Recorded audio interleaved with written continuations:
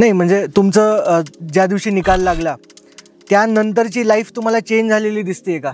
ज्या पद्धतीने लोक तुम्हाला भेटायला येत आहेत. मी तुमच्या घरी आलो होतो, बुके सगळे होते आणि तुमच्या मित्राने एक फ्रेम तुम्हाला दिलेली होती, बाहेर एक बॅनर लागलेलं होतं.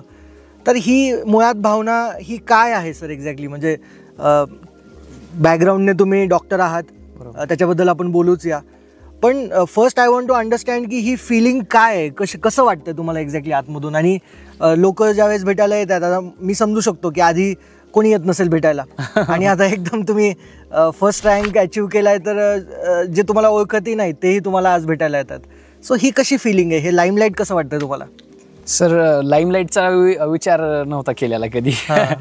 म्हणजे मलाच पण हे थोडंसं अनपेक्षित आहे की म्हणजे रिझल्ट लागतो, सिलेक्शन होतात. आता आपण हे ऑलरेडी दुसऱ्या व्यक्तीचं पाहिलेलं राहतं, पण ज्यावेळेस आपण फील करतो तर त्यावेळेस फक्त आपण त्यांना येतात सर्वजण भेटण्यासाठी, वेगवेगळे अँगलने येतात. कोणी काही जण पर्सनल असतं, काही जण ते आपलं खरंच अभिनंदन करण्यासाठी आलेले असतात.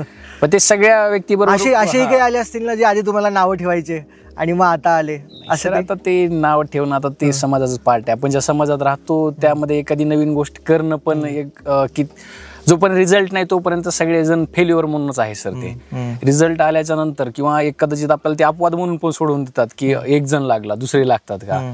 आता मी आता ही प्रोसेस पार केली, पण दुसऱ्या एक प्रोसेसमध्ये आहे तर त्या व्यक्तीला पण त्याच गोष्टीला आता सध्याला सामना करावा लागतो ना, ती गोष्ट आहे. पण एक आहे की आपल्याला आता सर्व पॉझिटिव्ह निगेटिव्ह घेऊन चालावं लागत असतं, कारण आता ती फिलिंगच नाही की आपल्याला यांनी त्यावेळेस तसं बोलले होते किंवा असं बोलले होते, ती राहत नाही सर. कारण ही प्रोसेसच एवढी मोठी आहे की त्याच्यातून तुमचं कॅरेक्टर पण बिल्ड होऊन जातं की शेवटी. ॲब्सोल्युटली.